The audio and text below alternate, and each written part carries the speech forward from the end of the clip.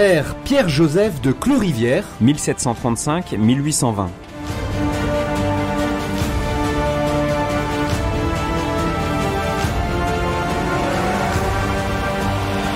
Figure spirituelle aux prises avec les conflits politiques les plus éprouvants de son temps. Maître en matière d'oraison et de discernement, le père jésuite Pierre-Joseph de Clorivière développe, en fils de saint Ignace de Loyola, une spiritualité de l'événement, selon sa biographe Chantal Régnier.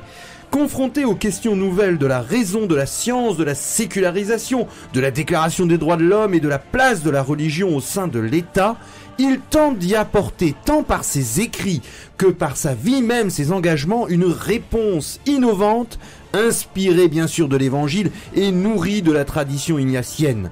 Homme d'intériorité et de réseau, personnalité libre et mystique, pleine de compassion envers une société déchristianisée, il est novateur dans le rapport de l'Église au monde.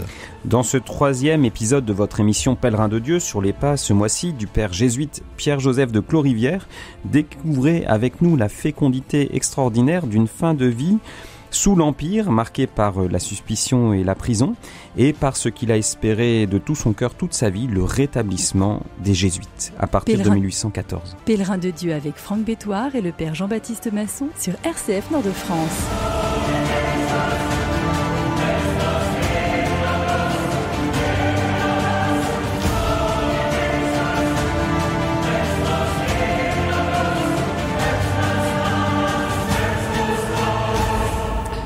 Le père Pierre-Joseph de Clorivière, personnage très attachant, ce breton malouin qui va avoir une première rencontre avec le Christ, une première vocation à entrer dans la compagnie de Jésus Jésus supprimée, et puis il va revenir en France pour exercer son ministère de prêtre, et puis là, il va devoir faire face à la Révolution française, et dans cette Révolution française, cette tourmente qui va détruire complètement l'Église, il reçoit une nouvelle effusion de l'Esprit Saint, fonder une société d'hommes et de femmes pour former une consécration intérieure à Jésus-Christ. Nous sommes dans un temps où on ne peut plus devenir religieux, pendant la terreur notamment, et puis tous les décrets, la création d'une nouvelle Église révolutionnaire qu'on a appelée constitutionnelle, puis les révolutionnaires l'ont supprimée elle aussi, cette Église, avec un serment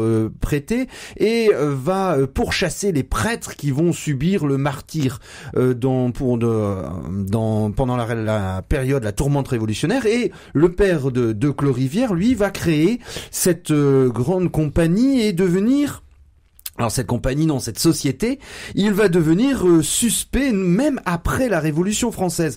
On peut penser qu'avec la fin de la Révolution française, le calme va être rétabli, mais Bonaparte qui prend le pouvoir, nous sommes dans l'année 1800, il va être attaqué par un attentat contre, il est alors premier consul, c'est le prototype de l'attentat à la voiture piégée, et le père de Clorivière va y être mêlé à son corps défendant, car l'un des protagonistes de cet attentat est son neveu, qui est instigateur notamment du complot avec Saint-Régent et Carbon. Et donc à partir de là, le père de Clorivière va être dans les fiches de la police de l'époque qui se constitue, et on a un préfet de police, notamment Dubois, et puis notamment la réputation de Fouché, qui va devenir le grand maître d'œuvre d'un système quand même d'un pouvoir fort sous le consulat et puis sous l'Empire, ce qui va lui entraîner la suspicion vis-à-vis des autorités policières. Adélaïde de Cissé, qui est sa grande aide pour la constitution de la société féminine, qui sont des sociétés où il n'y a pas du tout de lieu fixe, ni d'habit permanent, puisque on est dans une époque où la reconstitution des congrégations n'est pas encore achevée, mais une consécration personnelle à Jésus-Christ, et l'idée de témoigner de son désir de sainteté et de son application de l'amour du Christ sous le format de la première Église. l'église.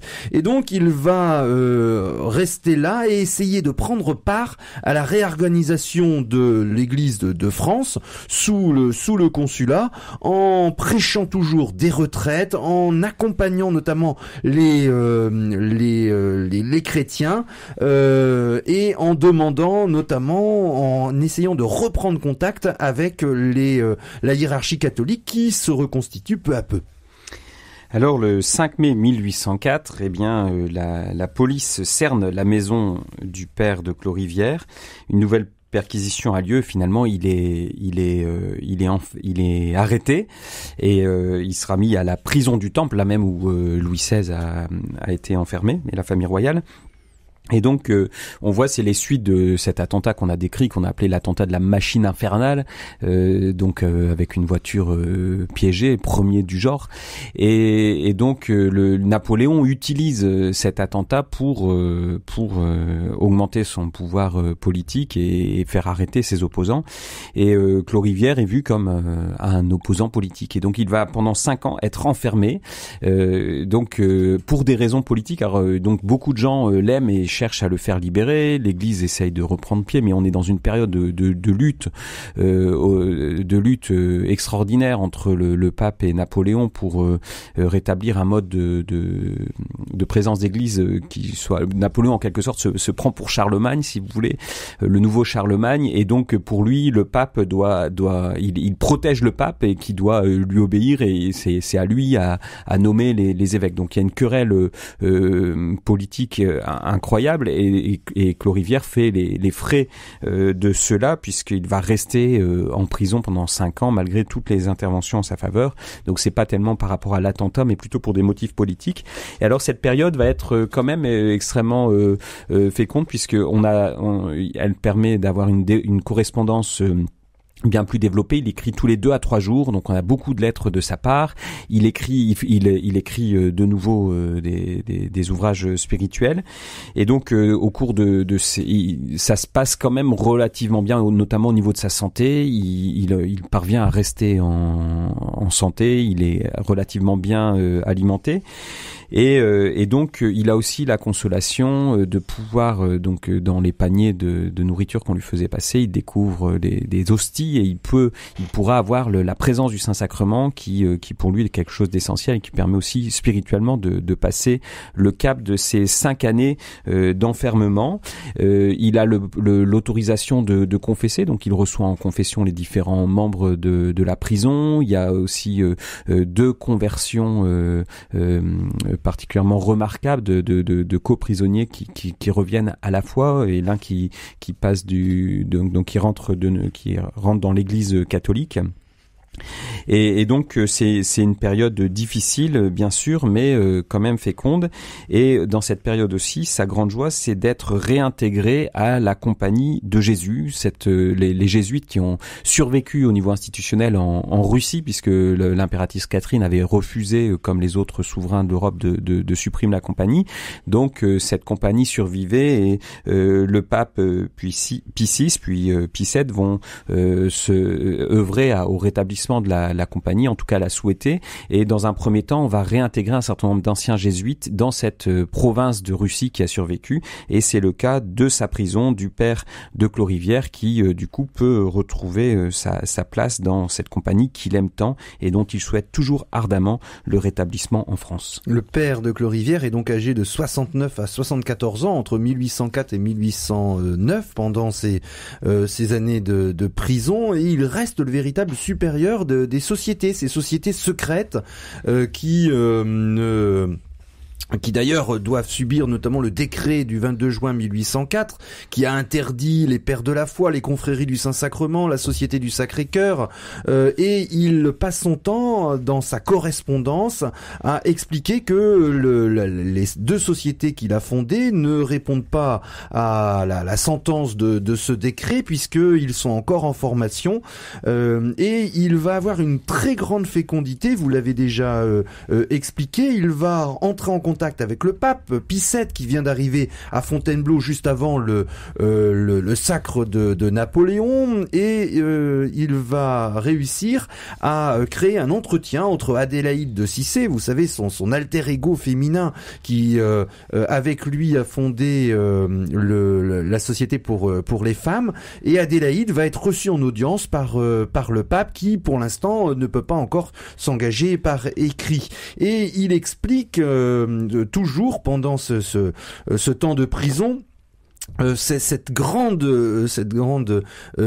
perception. Nous ne sommes religieux que devant Dieu et dans le fort intérieur, et nullement devant les hommes et dans le fort extérieur. C'est vraiment, il veut former une élite de chrétiens dans un temps de crise, dans un temps de persécution. On ne peut pas être religieux. Il exhorte notamment Adélaïde, qui veut à plusieurs reprises abandonner sa charge. Vous imaginez, lui, il est en prison, il est obligé de tenir à bout de bras Adélaïde, qui a toujours ces crises de scrupules, qui verse quelquefois vers une forme de tristesse et de dépression. Et là, eh bien, il lui remonte le moral en lui parlant de l'évangile, où il y a une joie que nul ne peut enlever, et il doit également faire face à les défections dans sa propre société, puisque de nombreux prêtres ou bien laïcs qui appartenaient à sa société désertent face aux grandes difficultés de ce temps de l'Empire. Et là, il va nous rédiger un beau commentaire des 2 épîtres de Saint-Pierre. Comme lui, comme Saint-Pierre, il est prisonnier en prison. Comme lui, l'apôtre s'adresse à tous les chrétiens sans distinction de classe. Et comme lui, il garde une foi inébranlable.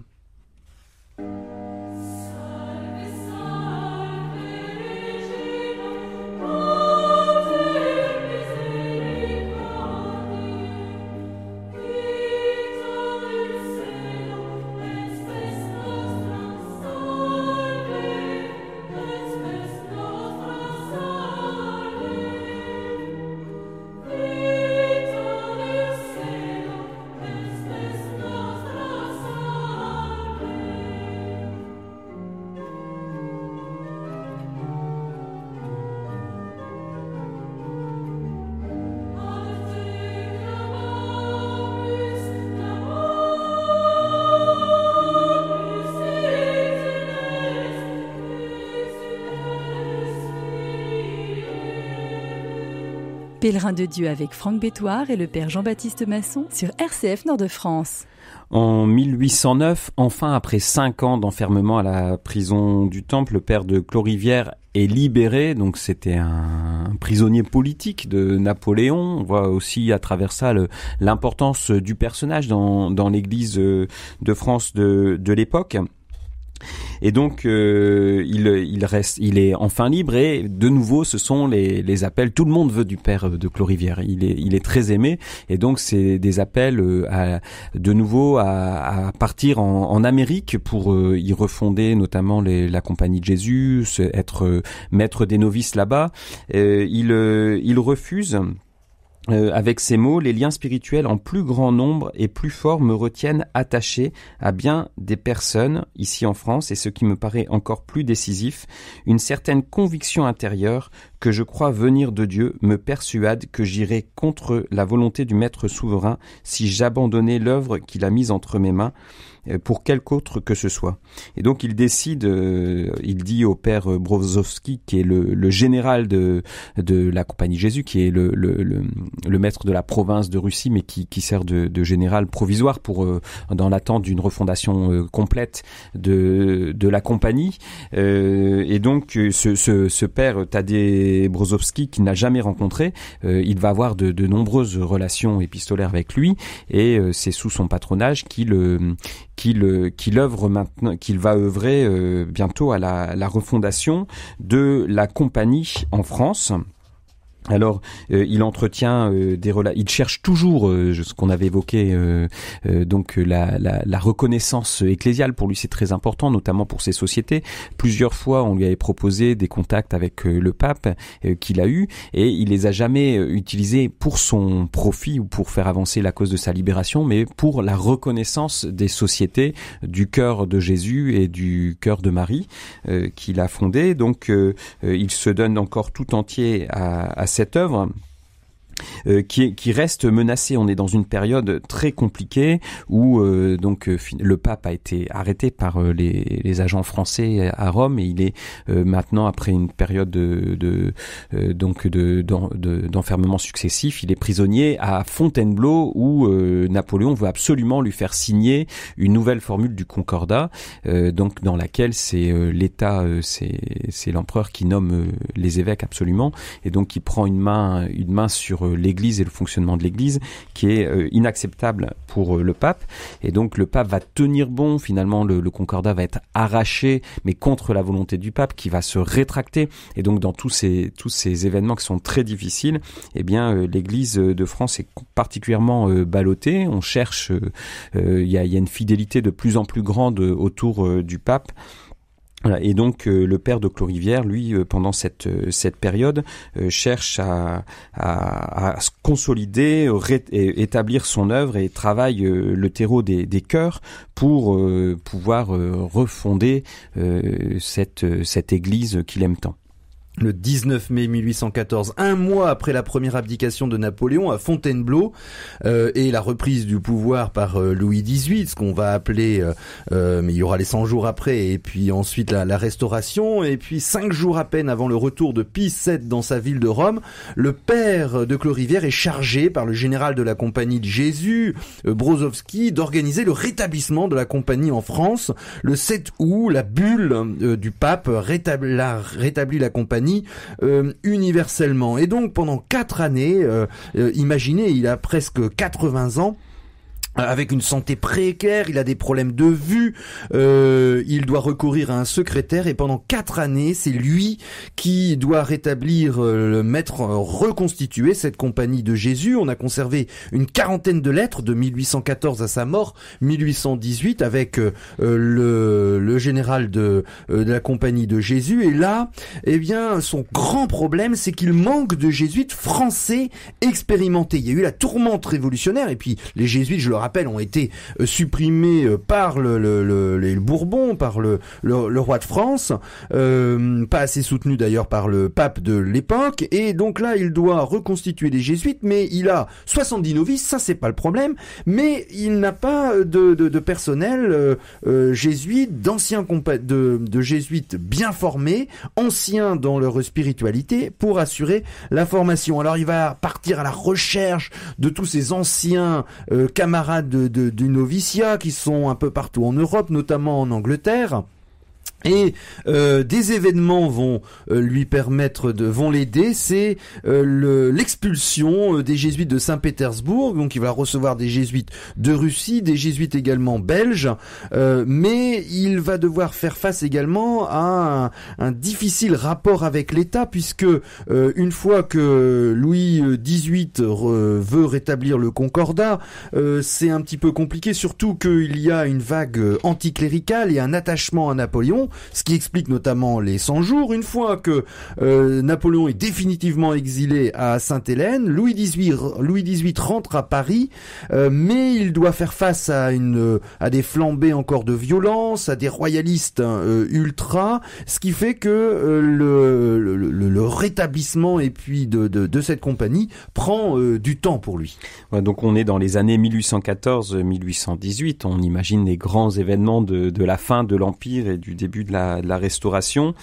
Et donc c'est dans ce cadre que la compagnie tente sa restauration en France. Alors dans un premier temps, comme il n'y a pas d'existence légale de la compagnie, les jésuites qui ont été réintégrés dans la société de Jésus, eh bien vont accepter des œuvres confiées par les évêques. Alors ça correspond pas au fonctionnement de la société, puisque normalement selon ce qu'on appelle les constitutions écrites par saint Ignace, qui est vraiment le texte de référence du fonctionnement de la Compagnie de Jésus, des Jésuites, eh bien, il y a une autonomie de gouvernance et il faudrait que ces établissements d'éducation où les jeunes peuvent être formés, ce qui était la grande œuvre des Jésuites avant la Révolution, eh bien, qu'ils soient vraiment sous la direction et l'autorité des Jésuites. Or, ça ne peut pas être le cas légalement dans la France de 1814. Et donc on accepte ce compromis de passer par l'autorité des évêques, mais ceux-ci sont changeants. De temps en temps, l'un accepte et son successeur refuse. De temps en temps, c'est l'évêque lui-même qui change d'avis. Donc ces refondations sont régulièrement compromises.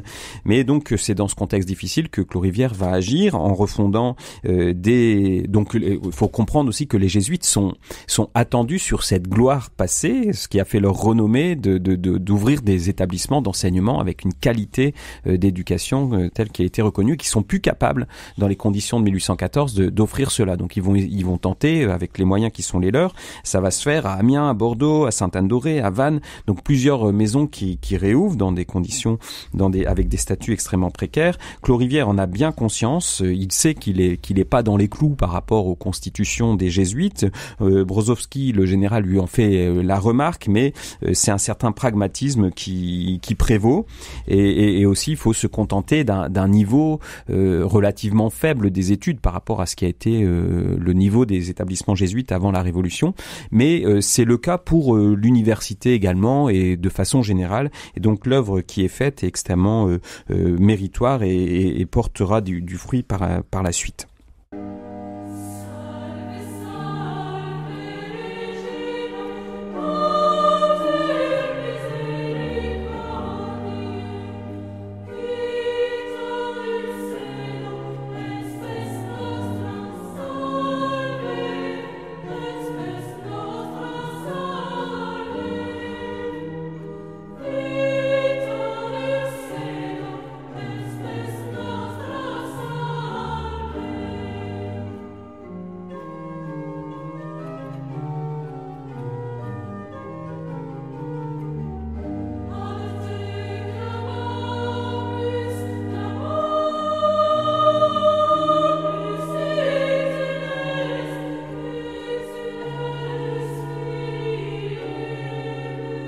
Pèlerin de Dieu avec Franck Bétoir et le Père Jean-Baptiste Masson sur RCF Nord-de-France.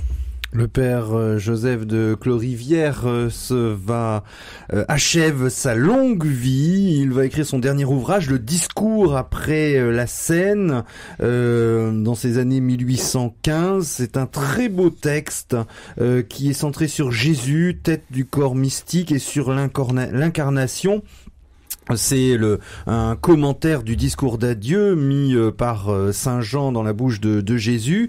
Il va être au chevet de sa chère Adélaïde de Cissé qui meurt le 26 avril 1818 et lui-même le 9 janvier 1820, alors que contrairement à son habitude, il prie agenouillé devant l'autel sur le banc de communion, le père Joseph de Clorivière s'éteint dans la paix. C'est la solennité de l'Épiphanie. Son neveu Joseph de Limoëlan lui rend hommage. Comme en un clin d'œil, il passa de la vue de Dieu ici-bas, sous des voiles, à la vue de Dieu dans le ciel, face à face. Le père de Clorivière avait demandé la grâce de mourir martyr. D'ailleurs, il avait vu pendant la Révolution française de nombre de prêtres et de laïcs de ces deux sociétés mourir face à la fureur révolutionnaire ou devant le Saint-Sacrement, et cela lui a été accordé.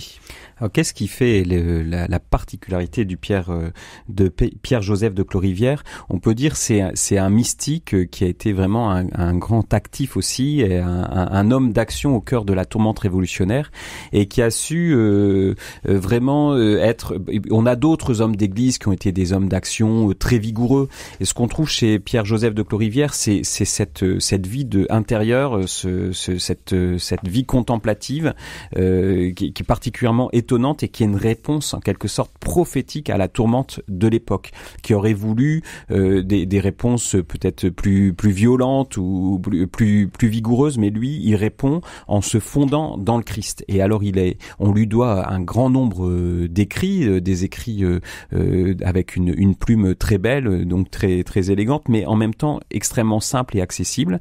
Et donc il met à portée de tous cette richesse de la tradition spirituelle, il la synthétise, il la vulgarise polarise pour toujours fonder le Christ dans les âmes. Donc la réponse aux luttes politiques, aux grands combats de l'époque, c'est se centrer sur le Christ, comme selon son expression à la fin de sa vie, toujours aller vers son centre. Et le centre de la vie de tout homme, c'est le Christ qui habite dans l'âme. Donc c'est cette référence constante à Jésus qui vivifie, qui sanctifie, qui nous porte vers la vie extérieure et éternelle, qui va être sa force d'action, la force secrète de cet homme qui n'a jamais plié devant l'adversité et qui a toujours tenu fidèlement l'amour du Christ et de l'Église au cœur de la tourmente.